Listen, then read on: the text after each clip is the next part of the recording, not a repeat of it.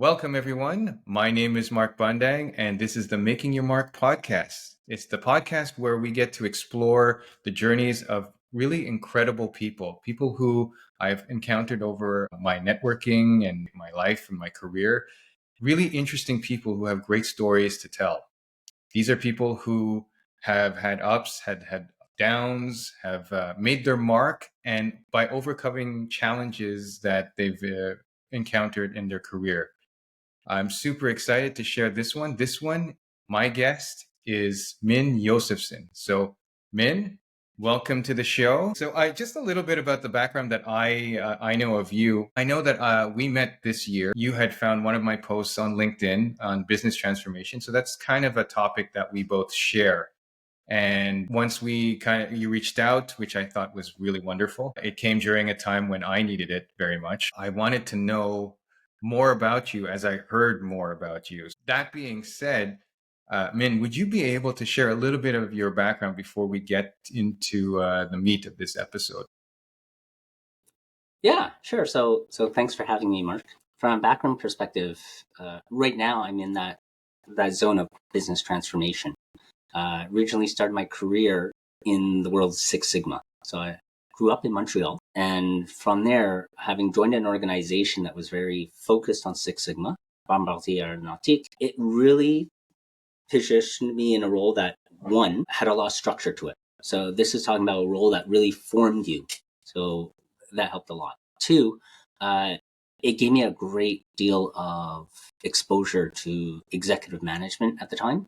So it really helped you understand how your role contributes to the organization.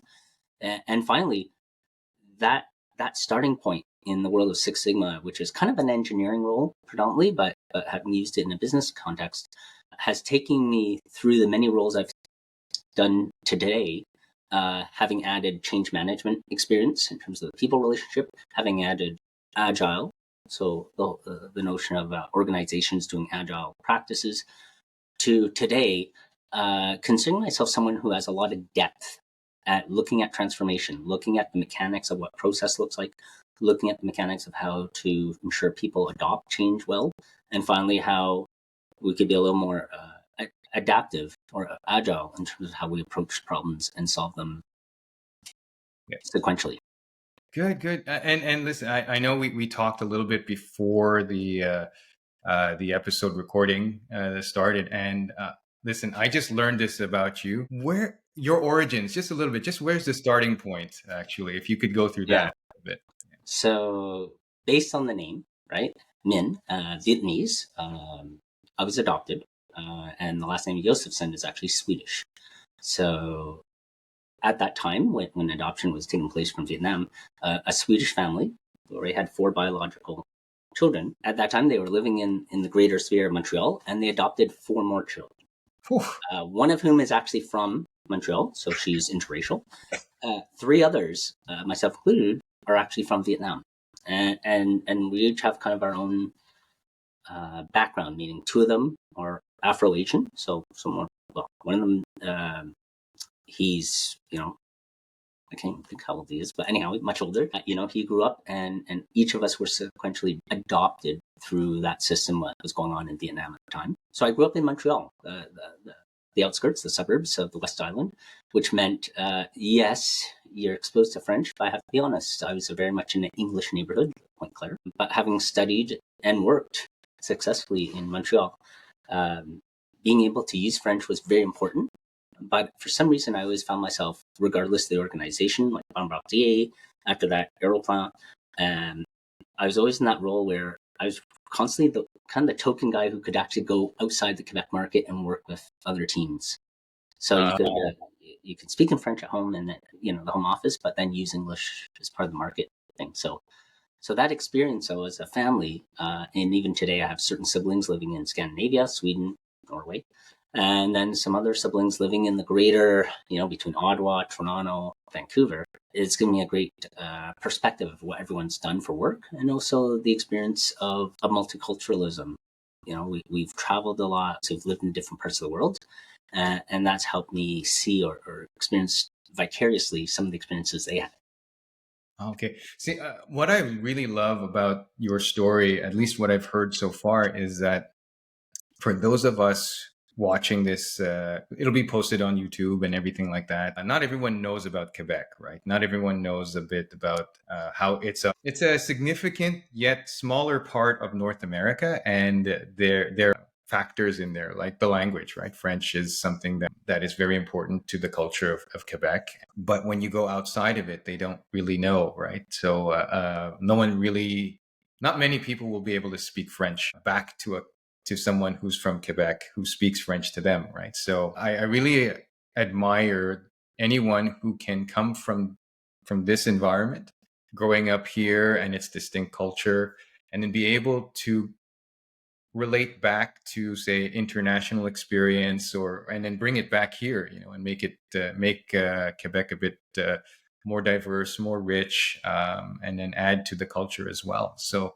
I'm really glad that you're in it. So one of the things I wanted to get into is, in this podcast we like to explore, I guess, key events that happened to our guests, and then how that got them to where they are now, so that they can make their mark, or have made their mark. For you, Min, is there a particular experience that you want to talk about first? Yeah, in fact, I'll share there'll be probably 3 points. The first was the starting point coming out of school and taking that role in Six Sigma. The second will be kind of the progression of additional skills, how I incorporated that change management hat.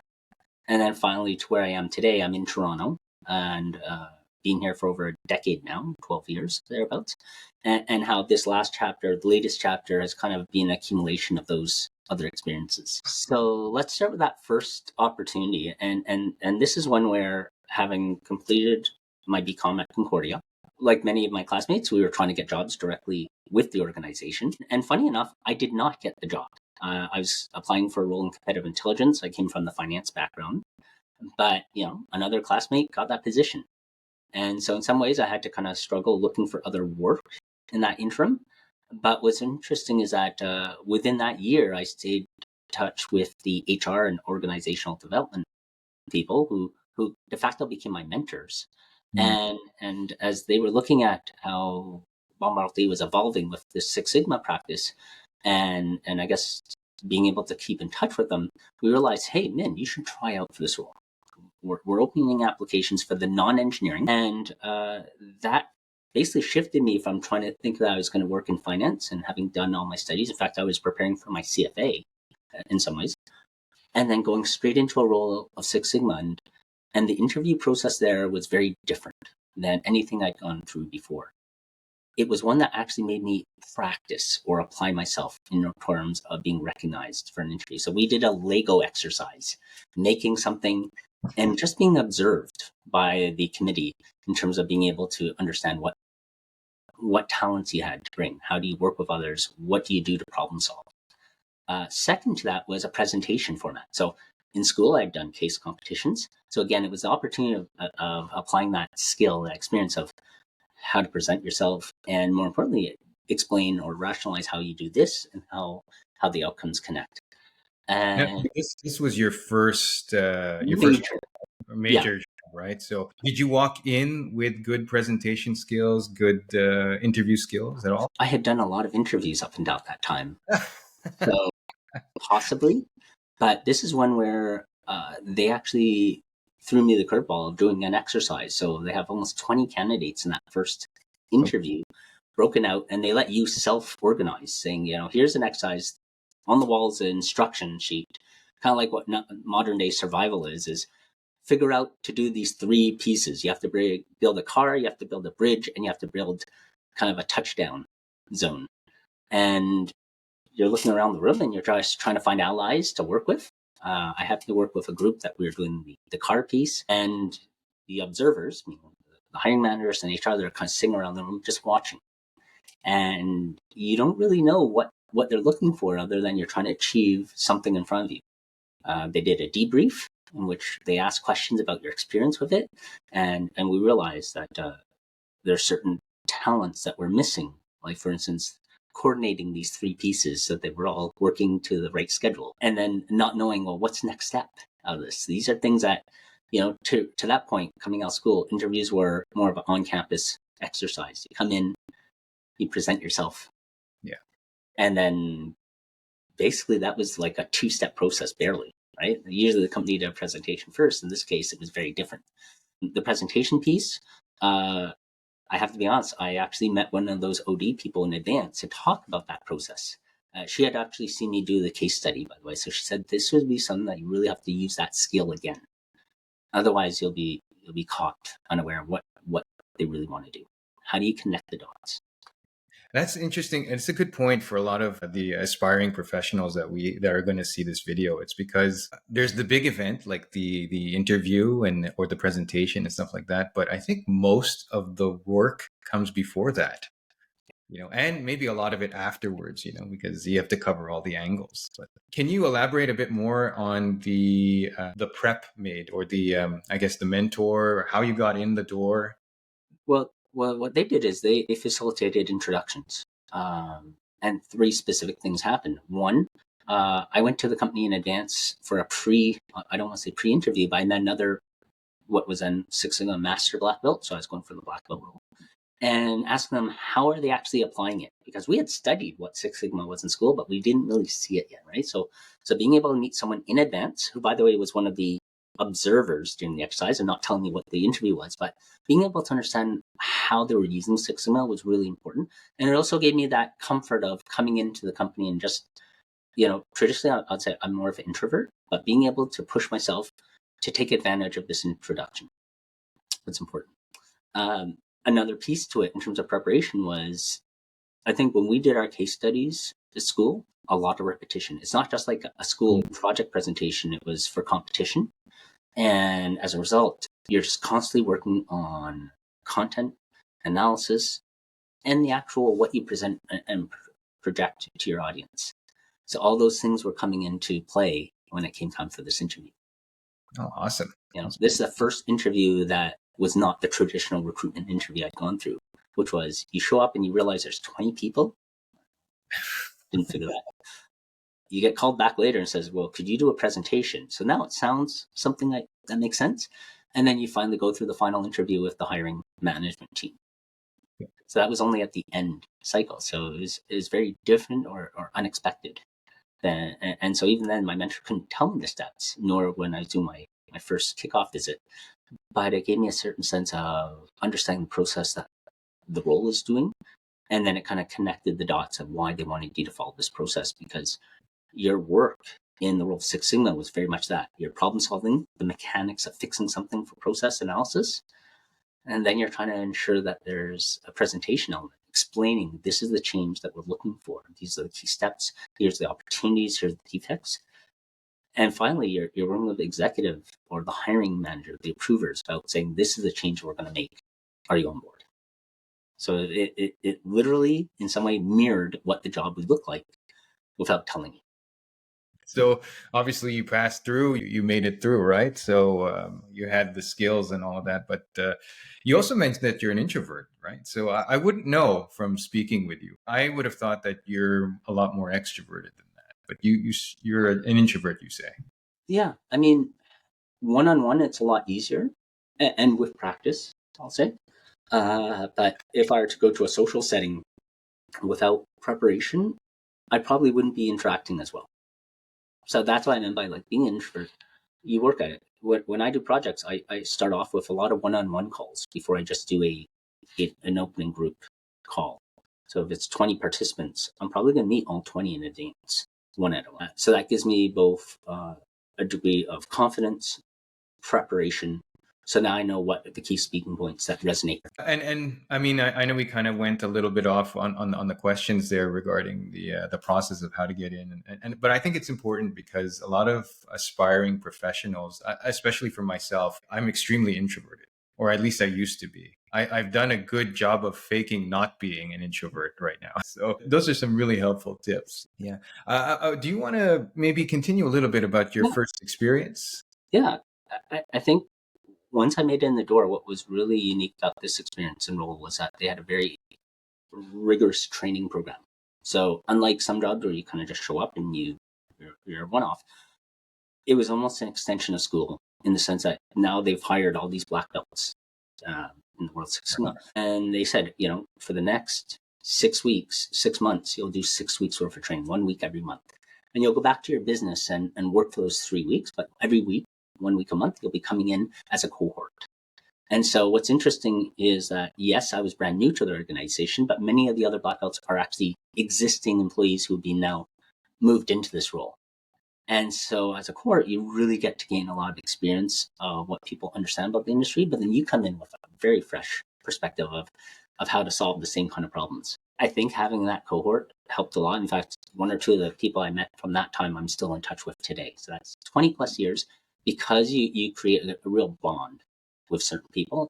And that experience was one that left a lasting impression as a result. I know you mentioned that was a key first part of your journey. Can you tell us a little bit about the second one? Yeah. So after a certain number of projects and change in the aerospace industry, pre 9/11, post 9/11, I found myself across the runway, right, from Bombardier making planes to working with what was then still Air Canada, kind of, Aeroplan, which was the loyalty-based program. Now, at the time, they were 3 things, again, that were kind of aligned. Was one, they had just spun off from Air Canada as an independent. And funny enough, now in 2020, they've gone back under. But at the time, it was creating its own business model. So really exciting. 2, there was kind of a network. Now, my previous experience that brought me over. And again, that really helped a lot. That helped kind of say, this is why I think you'd be a great candidate to meet these people. That was a great opener. 3rd, funny enough, from the interview perspective, it again happened. We were going through the case study process again. And so this was really interesting because up until that point, none of my classmates or friends had really done interviews with case studies. So I'm not sure why, but for these kind of roles, the process and then making it into a change management role, it was very common. And what was interesting about this experience was it's a product that didn't exist yet. So they're asking you, if this product, what was then known as, XYZ, were to come into play, what would you have to do to prepare it? Prepare for the product, prepare for the service. What steps would you take? And so now you're relaying back the experience you have with Six Sigma in terms of process analysis, how to adopt that change, and what other considerations you would take. And so I think that experience of having done that kind of work of process analysis at Bombardier helped a lot for me to understand why Aeroplan was looking for this change. And that experience then kind of connected me again in a new role. So similar to Bombardier, it was the first time they were hiring business people to work in Six Sigma. Aeroplan was now hiring a whole business team because they didn't exist anymore under the old Air Canada model. And so you're being able to help form a business that now focused what was then, 50-50 between being an airline service and loyalty program was like almost 90% focused on what does loyalty mean? What does the customer service mandate of selling points and issuing rewards look like without thinking of yourself as an airline? Wow. So this is very interesting. So this is where I kind of nerd out a little bit in terms of the business transformation, because something key that you mentioned in there is that you had to say, what does that change look like? What does that mean? And if I had to ask you, what are the 3 big changes that you had to think about in that particular time, in that particular context, what would they be? Well, one, kind of putting a position of why this change. So I had to explain. They first asked me, is this a good idea for our organization to do this specific kind of product, service, or policy procedure? And again, having never worked in that industry, because they themselves weren't from it, it was a question that was brought up as a new business. Why would we want to do this? And that became very important to explaining, this is why that new product service is important. And if you're going to do it because it has very important dynamics in terms of profitability, in fact, it was one of the levers that contributed 17% to the profit margin. Now you have to look at, how do you operationalize something when you're no longer an airline? So it's a brand new product, rule, policy, procedure, and now you're trying to implement it. I think that was really an interesting pivot point to think about. Similar to Bombardier and Six Sigma, you're going into where they think they have problems, but they don't know the solution yet. So you work it through. right? You look for the right information. You look for what are the key levers that are going to change something, and then finally the adoption. And that's something, again, I had to look at when I was going to Aeroplan. In fact, this is probably where, as a result of a larger people component, so we're not making a plane anymore, but we're making a service. How do you ensure that the service is seamless through what was then just brand new, the online concept, but more importantly, relying on your operational teams, your customer service front end, and being able to prepare them for this change. Okay, yeah. So you really, I think you had me at why, and I think that it's so basic, but every company always struggles with it. Every time, at least every transformation I've gone through for a major big company or a major change for a small company, I always ask the leaders, why do you do this? Why do you want it? Mm-hmm. And if they answer, depending on what their answer is, that'll determine the direction of the company. And almost like for a professional like yourself, you can actually see if there's going to be a mismatch between their why and what they're trying to do. Yeah. And what was exciting about this why is inadvertently it's about growth. It's about forming their own business entity outside of an airline. And that's what made it exciting in terms of And I imagine it was aligned, right? The change with what they wanted. So they were able to, at least for a moment in time, be successful in achieving what they wanted to achieve, right? yeah. Perfect. You know what? I think you have another stage that you wanted to kind of go through as well Yeah. in your journey. Yeah. So from all the experience in Montreal, and again, it was a network of people recognizing the depth of your background. So call it process, call it transformation, call it change. I then came brand new to Toronto, Greater Toronto, and in some ways, having joined the banking community, I didn't realize because in Montreal we probably didn't have the same kind of core, you know, job opportunities, or I wouldn't have looked for them yet, rather in Montreal. But in Toronto, everyone's talking about the banks are the place to be. And again, I was very lucky that I was introduced to someone who's looking for someone who's not a banker to join their operational effectiveness team.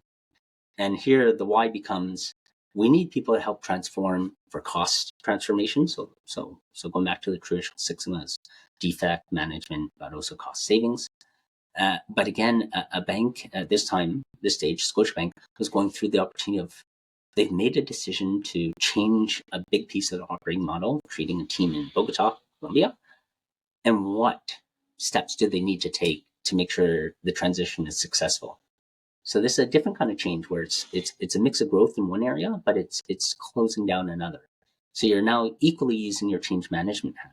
How do you assure transition successfully of people from doing this job to doing that job? And as a result, you realize that sometimes industry and experience really matters, and in other times, when your ability is focused on facilitating change, that's just as important to being able to be successful for the organization. So everyone else around me was probably industry specific in terms of what product services were occurring. But here I was coming in more as the experienced one for the facilitation of this exercise. Okay. Wow. Interesting. I wanted, I guess, one of the things that I've noticed, at least for the three things that you wanted to bring on this podcast, I've noticed that there's always an element of every time you went in, it's almost like 90% of it was new to you. Like you've never really done it again, like, Yeah. is that a recurring theme for you? Is that important for you? Yes, definitely. In fact, that's what has always brought me from one organization to the next. So in the banking context, once we went live with that project at Scotiabank, I was like, well, I don't want to be part of this BAU team running it now. And lo and behold, I have a former colleague across the street, TD, saying, we're trying to start this agile practice, but we need people to help us transform. So I'm not going to be an expert in the product services they offer, but again, the facilitation of getting teams to move from the classic PMO, right, project management office structure, and creating these agile pods, and therefore the whole notion of moving to agile delivery was really exciting. And so that was that next step of not being a banker, but being able to facilitate change for something they've never done before. Mhm. And then a third chapter of the banking story is that I've since landed at BMO, where the big focus is the acquisition of Bank of the West 2 years ago. And so again, it's a moment where a bank has taken over another large bank. What do we have to do to make sure it's successful? And Wow. so I've been really lucky to have people who have recognized the depth of what I bring in terms of facilitation and the experience of using these tools versus being, the industry expert, which they also bring on board. They need industry expert for regulatory affairs. They need industry experts for certain steps of the process that have to be followed between new product services. But I'm the guy who can facilitate it. And that's something that I've carried with me from almost from that first job of being in Six Sigma. You still have to facilitate change. You go through the experience of Aeroplan to the banks in Toronto. It's always about facilitating change, but having the experience of certain tools to do so. Okay. So, you make it sound like it's logical and easy, and of course it was going to happen. But one of the things, and this is important because I personally, I struggled with this as well, is getting from one stage in your career to the next. But you seem to have it seamless. But I don't think it always was, right? I'm No, not hearing that part of it. Can you explain a little bit how you transitioned from one to the other? I'd say there's a certain number of things that have to be in play. One, because I'm on a project that has a definitive, it will go live aspect, you're focused on it, and the rewards will be being recognized for that achievement. So I don't know where it's going to take me, but I have to be confident that I'm not looking right away for my next job, but I am looking at the fact that I want to use this as another feather in my cap. So I speak a lot, I'll be honest, about legacy. I speak about the legacy of changes I've led. And that is one attractive feature to a business. Second, I've been very lucky that each time it's been kind of an introduction, a warm introduction, because of the network of people who've moved from this company to that company and realized this is a skill that we don't have, but I know someone who can fill it. So, in some levels, I've been very fortunate to have a good network. I didn't intentionally curate it that way, but I've had people who've called me as a result of the kind of work we've done before. So, and likewise, I've tried to reciprocate of helping friends with the same scenario, saying, "Oh, we're looking for these kind of people. Let me reach out to the people I know and let them know that this is an opportunity that might be aligned to them, or they're looking for other changes." Uh, there are times when I said, "Yeah, I need to do something more than moving into the BAU role." But you also have to be kind of willing to tell people, "Hey, I'm looking for something. What do you think would be the next thing for me?" And it's that network who know other things that are happening that help you uh, online, and some of them you say, I don't think that would work. Uh, This is the happy path, I'm telling you. But there's a lot of moments where I've done interviews where it just didn't feel right, or there are moments where I was thinking like, I've stayed in a role a bit longer than I needed to because I couldn't find the next best thing. So, I guess what I'm taking away a little bit, and you said something very important at the beginning of this too, was legacy. You're very mindful of the legacy you're leaving or building while you're in the current job that you're in. And I think that's super important because you also mentioned that you're not necessarily, you don't have the future defined, right? Like no one has a crystal ball, so you don't know where you're going to go, but you're mindful that the elements that you put and lay in place now while you're doing this job are going to have a very important impact on where you're going to go later on, right? So I think that's an important takeaway from your experience that other people can definitely benefit from. I wanted to maybe ask you, like you've obviously you've had an extensive amount of experience, and we just barely scratched the surface, I'm sure. Is there any overall takeaway or lesson that you want to impart on our guests today before we close off? yeah, I mean, the steps I've taken have been as much opportunistic as it has been thoughtful in the fact that I've learned a lot in each of those roles. And every time I've taken a role, it's not just leaving a legacy, but it's learning how can I improve how I do something. There's a certain base knowledge that you apply in terms of the mechanics of Six Sigma, the mechanics of a change management program, but you learn different perspectives of what works, what doesn't, and so you're constantly adding to that history, the background. sometimes this works, sometimes that works. And you now have a greater appreciation of which one should work when, and try it again. You might fail, but you've had now enough experience. You've learned more ways of doing something. I think that's been really important, is to, again, share the fact that you learn a lot from each of the roles. And that in turn means that you've been able to be successful about what you've left behind, but what you've taken from it. Right? When I was a lot younger, I don't think I've had the same kind of support that I do today for some reason, meaning that I offer support to even, people who are just starting their career. And I say, especially now when there's more connective platforms, be it LinkedIn, but also within companies, they have their own kind of coffee connection networks. We're using 10,000 Coffees a lot. It's really important to use these because you're trying to support each other's growth. And you don't know exactly what you're going to get out of it, but it's worthwhile to have that conversation and see where it takes you. Right? It's kind of like our introduction the first time. You put something that resonated with me, and then it allowed me to reach out and talk about what we both do respective to the concept of business transformation. So that's about learning something and then leaving behind like this gift of conversation. Wonderful. My goodness. I'm going to love slicing this up and putting it on YouTube and shorts and reels. All very good stuff. So, Min, thank you very much for sharing a little bit of your time and putting this down on video for us. If anyone after watching this wants to get in touch with you and kind of talk to you more, are you open to that?